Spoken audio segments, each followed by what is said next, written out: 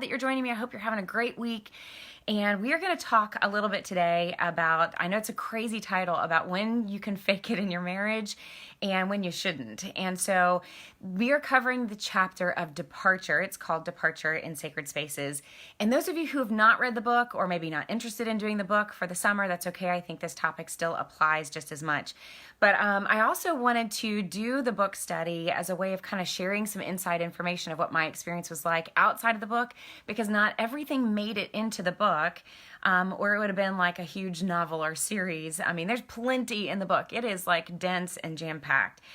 So if you guys are, whoever's watching, I would love to know who's watching and tell me a little bit about where you're coming from and where you're watching from. That would be super fun. But if you've been watching the other videos, we've been talking about how I was getting ready to go on this trip with the Secretary of Defense, how it was in the middle of a PCS, how Matt and I were struggling through all the tension that you could go through in a marriage with a PCS. At the same time, it was a crazy year, 2015, when I got the Armed Forces Insurance Military Spouse of the Year that year. So things were a little bit crazy for that. I had just promised him that I was going to take a big break from traveling. And then he came home one day from work or from school. He was at the school at the time. And I said, guess what? I just got invited to go overseas with the Secretary of Defense. So you know that break that I said we were going to take? Can't take it. And so he was very awesome to see how it was actually going to be a really great project. Just it was going to introduce a lot of stress for us. So last week, we talked a little bit about, Chris is coming from Oklahoma. Hi, Chris. We talked a little bit last week about all the pre-deployment jitters, and we talked a little bit about this phrase that Matt and I adopted called make it count, where we said, hey, if you're going to do something really big in your life, and if it's really hard to do, it could be anything. It could be facing a diagnosis. It could be trying something new. It could be facing a PCS. It could be facing a deployment. It's just part of life to experience suffering, and it's part of life to be stretched outside of our comfort zones, and that can be intimidating for anybody. And so last week we were talking about the importance of making it count. Like if it's going to be something difficult, sometimes you got to as the military spouses say, put on your big girl panties. And, you know, those guys who are watching, you know, sometimes you just kind of have to posture and puff your chest out a little bit and just say, I'm going to take it one step at a time, and I'm going to pretend like I have what it takes to get through this. And that's just part of life, and it's part of character stretching. So last week we talked a little bit about pre-deployment jitters, understanding where your spouse is coming from, and we even talked about the importance of how you can communicate with your spouse so that they can, so that you can invite them into your world so that you can communicate better about what you're going through and ask them to be more attentive and more intentional in what's going on with you.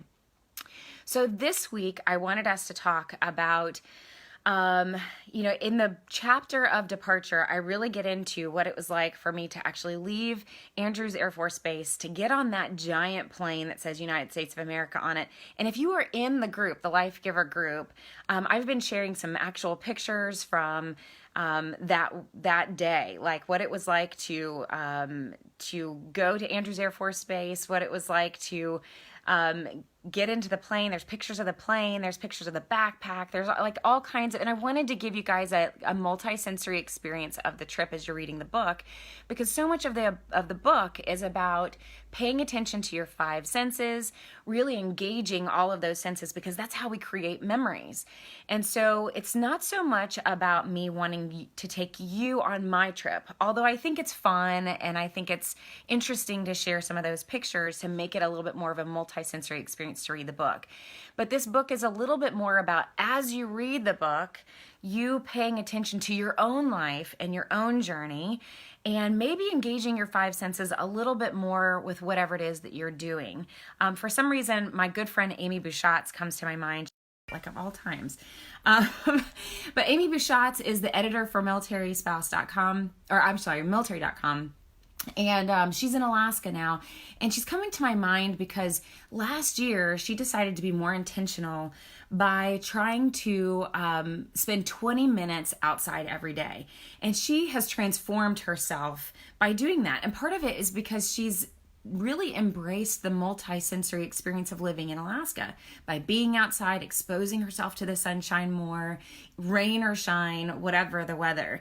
And that is really how your brain creates memories, especially good memories. And so if you need to experience more good moments or moments of joy, or if you find yourself down, sitting in the pocket of your five senses and exposing yourself to a really good experience, such as sunlight or visually just stepping outside, can make a huge difference.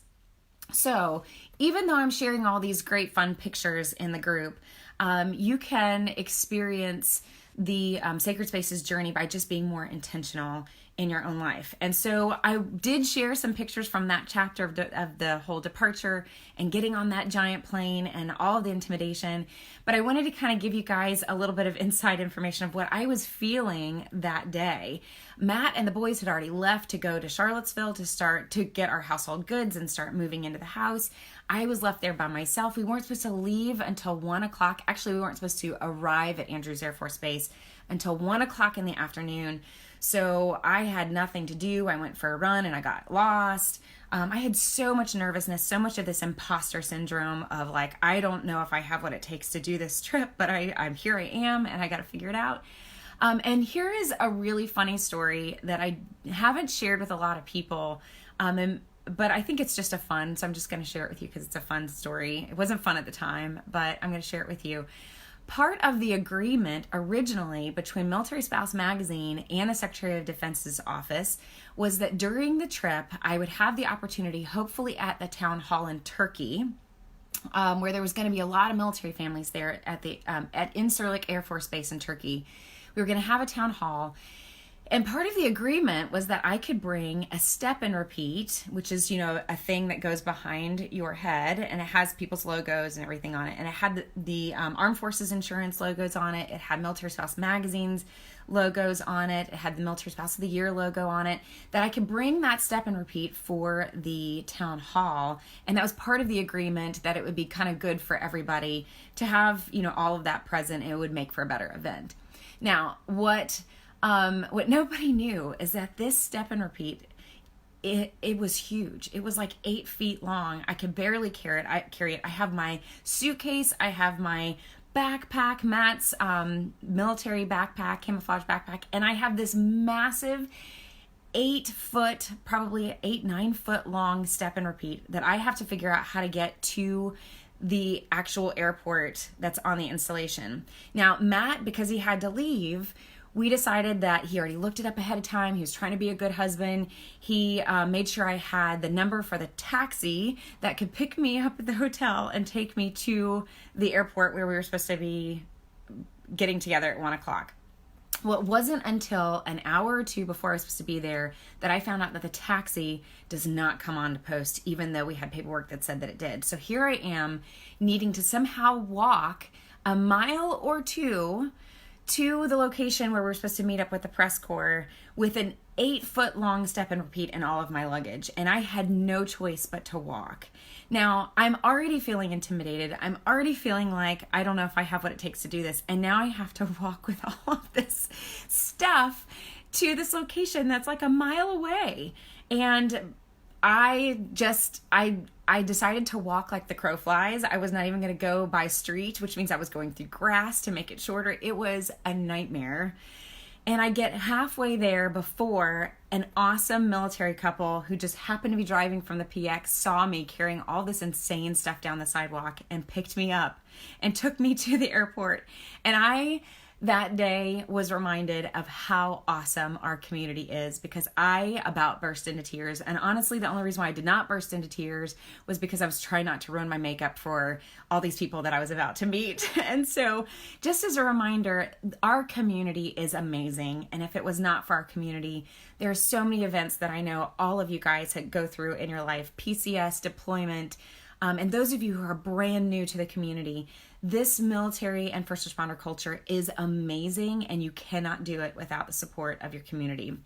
So, and would you believe that I drug that step and repeat all over the place, all the way to Bahrain, where we were staying each night, It stayed in my hotel room. We never used it because everybody realized how big it was and that we couldn't use it. So it ended up being worthless, and it actually was a joke for the whole thing. And I also had to figure out how to bring it home. So funny story, not super important to today's topic, but I wanted to share as an inside story. One of my more awkward, there was a lot of awkward moments during this trip. Some of them made it into the book, some of them didn't, but a lot of awkward moments that made me feel even more insecure and silly and stupid many times over the course. But today's topic is all about the departure.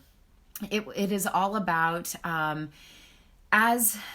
I bring up the topic of faking it because I referenced in last week's message, in last week's video, I brought up the topic of faking it till you make it on these big events, on these big things that we have to face that are sometimes intimidating. And several of you mentioned some big things that are happening in your life that you feel like you probably have to just kind of figure out one step at a time and have the confidence. And some of you guys are facing marriage issues where you're going to have to do that too. And that's where I want to say to you guys that faking it and saying, I don't know how we're going to work on this in our marriage, that there are some big things going on in our marriage and I don't know how to get through it, that sometimes faking your confidence level is okay, I think, in your marriage. It is okay to go, I don't know how to fix this, and I don't know how to reduce the tension and the conflict in our marriage, but I'm going to take it one step at a time, and I'm going to fake not the sincerity and not fake your intentionality. I want you to be authentic in your marriage.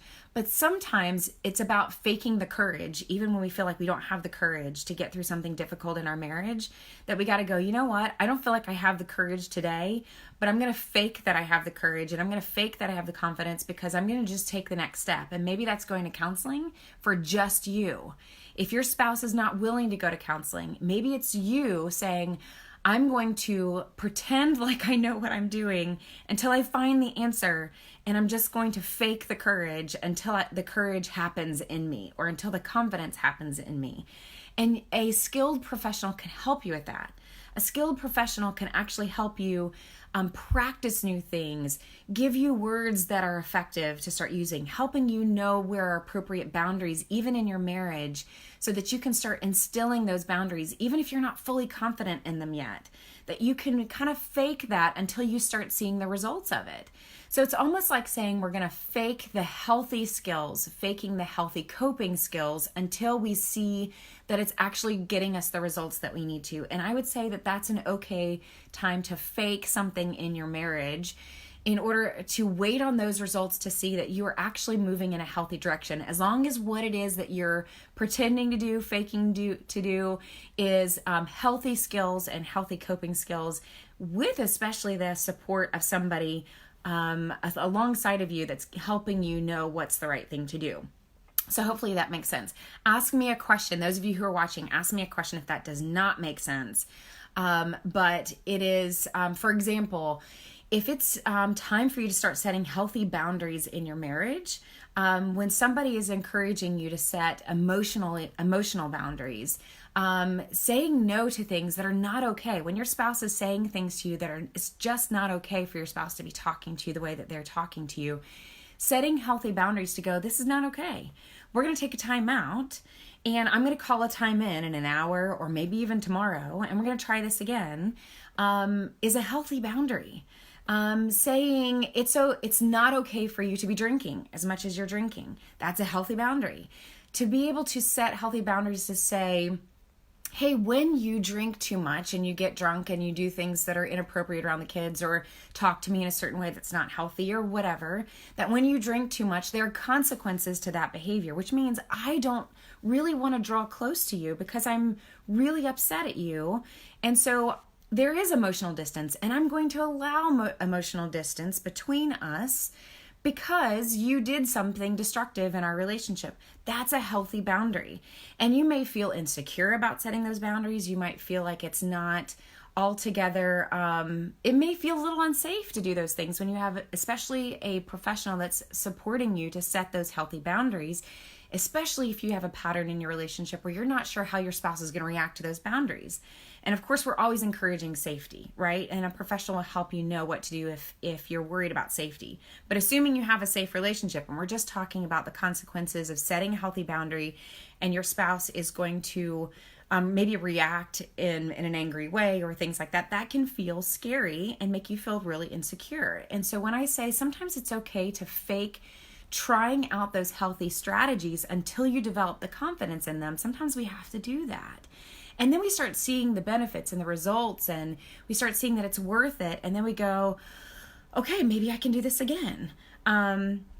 Let's see, Charlene says, we literally just experienced this and it was so hard to set them from my own past trauma and insecurities, but the reward is so worth it. So thank you, Charlene. It's a perfect example that when you start seeing those results, it gets a little bit easier to do the healthy things that you need to be doing in your relationship.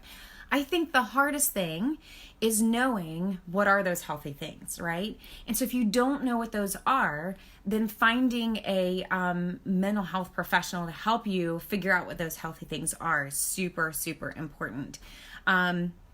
So here's where I think it's not okay. And this gets us back into the chapter of departure. In the last chapter of Heeding the Call, before Matt left, I talk about in that chapter how I found out while we were driving, PCSing to Virginia, while I was on calls with the Secretary of Defense's office, that one of the places we were going to get to go was a place called JBAD. Now, when we stopped at Cracker Barrel halfway to Virginia, and I told Matt, you're not going to believe this, I found out we're going to JBAD.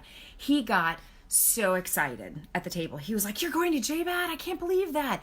I'm so excited. There's this and this, and wait till you see that and that. And I had this a moment as a military spouse.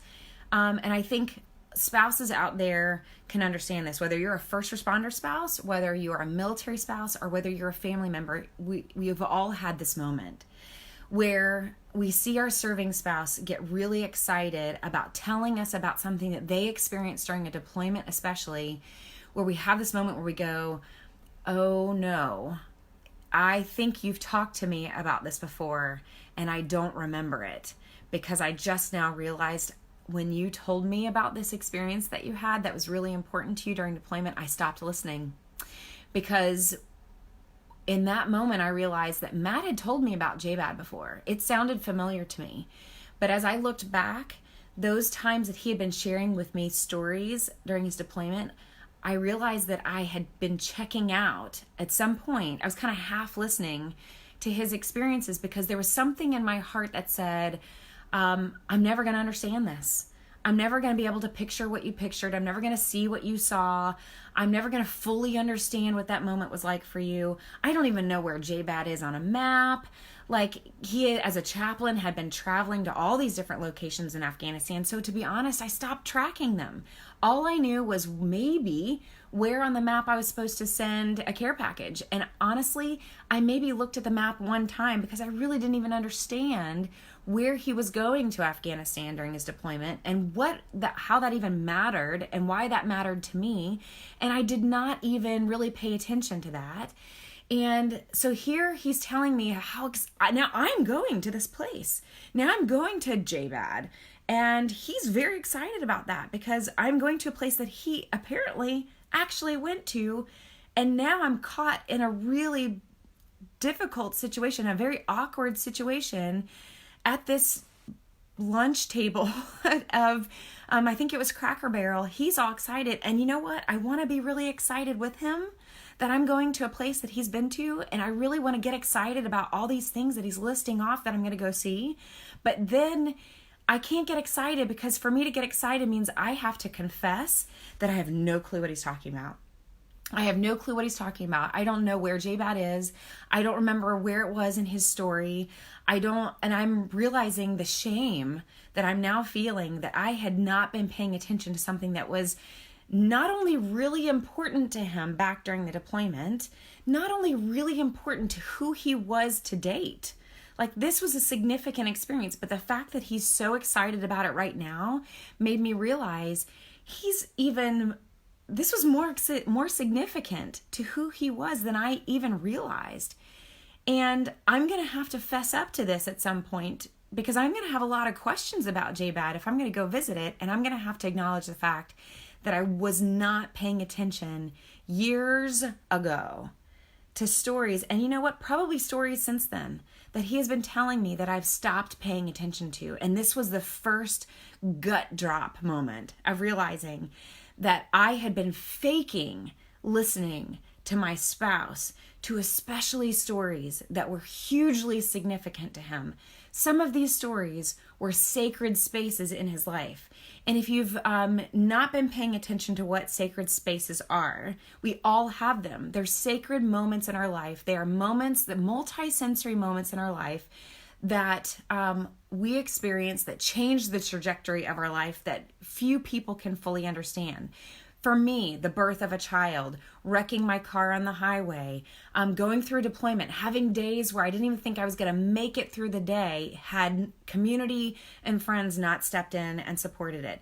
As I'm sitting here in my in-laws' house, they're probably going through a sacred spaces in the hospital, sacred spaces moment right now in the hospital as friends are supporting them through the hospital. It is a multi-sensory experience that's changing the trajectory of their life. We all have them.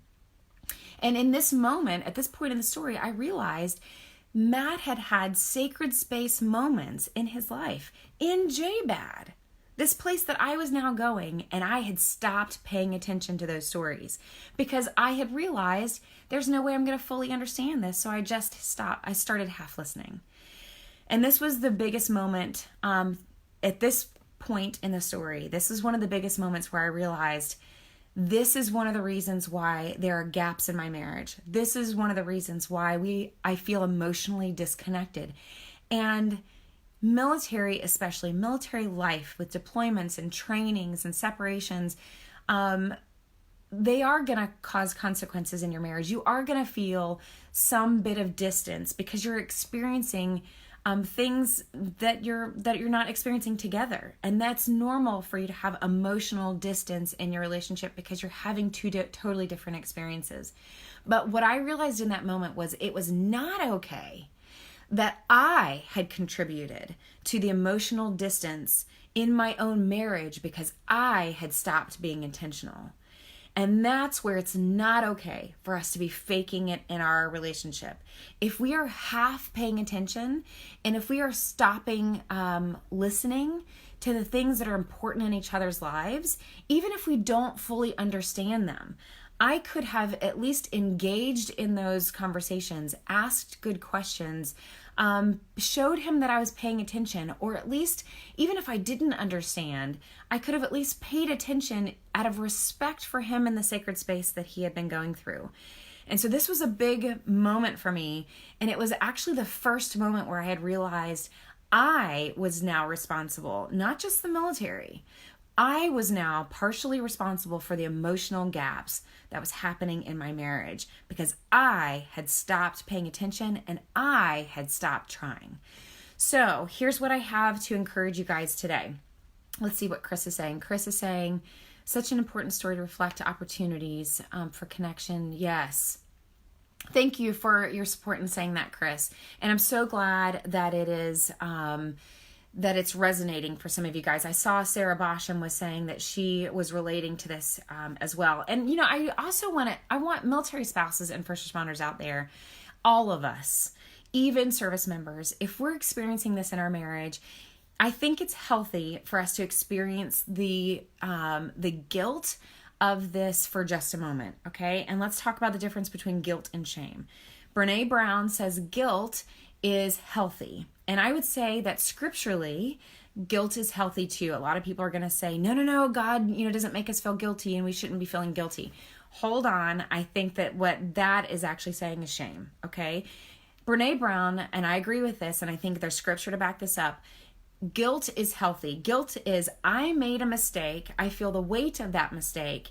And I can be productive with that, apologize, and make it right again. Okay, so guilt is productive. It moves us into action, and we can go, I realize that I have not been paying attention to things that are important in your life. I'm so sorry. Will you please forgive me? Which is different than saying I'm sorry, right? Will you please forgive me? And then that emotional gap closes. That's guilt. It's very productive. Shame is saying, I am a mistake. It is anything that's directed at me and my character. I'm a horrible person. I'm a horrible wife. I'm a horrible whatever, fill in the blank. That is unproductive. It is the swampland of the soul, and it is something that nobody can pull you out of except for you, especially your spouse cannot pull you out of it. All of us have experienced shame, and we've probably also experienced our spouse spiraling into shame when I'm such a horrible person, and you've probably experienced trying to pull them out of it and realizing that nobody can pull them out of that except for them. If you have children that are old enough, you've probably seen them spiral into shame, and that's also an important lesson for you to encourage it with your children, that when you see them spiraling into shame, that they have the ability to pull themselves out of it. And that we all, what it ends up doing is it causes the other person to have to chase that person in shame and try to pull them out of it, and it's still not effective. And so we as parents can actually empower our children and then empower our spouse. You have the ability to pull yourself out of that shame. If you need to transition it to guilt, make it productive, pull yourself out of it, and let's move forward. And so I want to go back to what Sarah was saying, that she kind of was resonating with this and going, yes, she's experienced checking out too. So I want to protect all of you guys from shame in this moment and go, if you are experiencing guilt right now, actually, if you're experiencing shame right now, push that aside, develop self-control to go, okay, that's not productive. I'm not going to beat myself up over this right now. I'm going to have a sober experience of my marriage right now. And instead, I'm going to let it be guilt and make it productive, okay? It is acknowledging, it is maybe having those conversations with your spouse to say, I just realized that I've been checking out of some very important conversations with you, and I am so sorry, and I might have some questions that make me feel really vulnerable because it makes me confess the fact that I haven't been really paying attention. But I hope that you'll be graceful with me. I hope that you'll be forgiving of me, and let me ask those questions and catch back up to where we need to be. I think that it's also an important message that I also want to make sure that I express to you guys is that as you're pursuing your marriage and closing these gaps in your marriage, as you're seeing yourself soberly, we only have power over controlling ourselves, okay, and making ourselves better. We have incredible influence, though, not control, incredible influence into our spouse's life. And so I always want to make sure that I address the question, but what about my spouse, right? Some of you guys out there are going, but my spouse isn't paying attention to me. I'm trying to express important things that are going on in my life, and I feel like my spouse isn't paying attention. How do I get my spouse to listen to me? And that's a lot harder because we don't have control over our spouse, but we do have control over how we communicate with our spouse. And so asking your spouse to engage in this new behavioral change together. It can be, I just realized that I'm not being more intentional in listening to you and your experiences. I would like to challenge us as a couple to do that more together. So it's how do we have influence into asking our spouse to join us in communicating better, in listening better. It is how can we together as a couple make better eye contact, engage your five senses when you're actually listening to each other. So it's actually look at your spouse in their eyes when they're talking to you instead of cooking dinner while they're talking or finishing multitasking while they're talking to you. It's stopping what you're doing when you're talking to each other so you can actually hear each other. There's so much research that when you not only look at your spouse, but when there's actual physical contact. In fact, boys especially, there's research that shows that boys, even children, boys, that when there's physical touch, it opens up their hearing. So the more senses that we use, the better we hear and retain the information. So when you as a couple are actually talking to each other, stop what you're doing and actually pay attention, maybe even hold hands while you talk.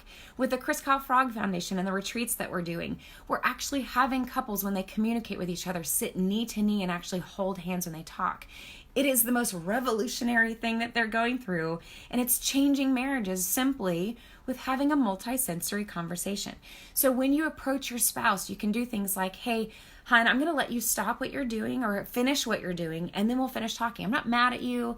I'm not like being snappy with you. I genuinely am just going to be patient and wait till you're finished with what you're doing, and then we'll talk because I know it's going to be a better conversation. So we can encourage those changes in kindness, which we have influence into how your spouse can hear and listen to you better and be more intentional listening to you better. But in the meantime, see what you can do to start making those changes in your own marriage, because that is an area that I think we all can kind of have a little bit of a wake-up call and realize that we might be faking something in our marriage that could be causing destruction. So okay, so that's the biggest message that I have for you guys today. I'm not going to take too long with you guys because I've got a lot going on. I'm going to head to the hospital. My father-in-law, who's a retired police officer, is coming home from the hospital today, and I want to make sure that I'm there for them today during what could be probably a sacred space in their life. But I think that the biggest thing that I want to encourage you guys on today, if you've not joined the Life Giver group, please join it. I'll make sure that I put the link in the comment section, or maybe I'll change the title of this message so that you'll see what that group link is. You'll be able to see some of the pictures from the departure of actually leaving, being in that VIP plane. There's pictures of inside that VIP plane that I was approved to post. Really cool pictures, I think, of what the press corps room looked like in that plane, of what's called a press gaggle when the Secretary of Defense came into that room and gave his first on-the-record briefing to the press, and a really fun picture of the Reuters press representative convinced me to switch seats with her, which I completely regretted that decision because she immediately fell asleep and blocked my ability to go to the bathroom for like 14 hours. I actually had to make a fool of myself and climb over the seats in the airplane to try to get to the restroom. So lots of fun, awkward moments for me during this trip. But you'll get to see all kinds of extra pictures from the trip. Starting this next week, we go into the next chapter and we get into raw video vlogs that I'm going to share. So actual footage from the trip that I'll be able to share with you guys as we go throughout the week and get deeper into the book. And also, don't forget there's actual deep dives into questions that you guys can actually apply to your marriage as you go through the book. So hopefully this has been encouraging to you guys, an interesting topic for you.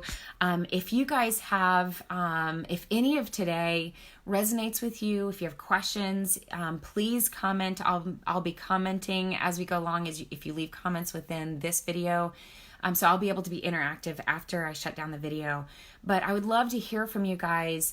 How did today's message just kind of relate to your circumstances, to your marriage, and even better bonus points if you want to share in the comments how you're going to be more intentional in listening to your spouse, and maybe even acknowledging whether or not you are faking communication in your marriage and you're going to try to do better in the next week. If you've not figured out what your marriage intentional challenge is going to be and what your blue bracelet, if you have it, and what that's going to represent, this is a really good one to apply if you're still trying to figure out what that's going to be. So I hope you guys are having a great day. I hope you have a great week. Thank you guys for joining me each week. It's been super fun so far, and thank you for your flexibility on the time schedule for today. And I will see you guys next week. Bye-bye.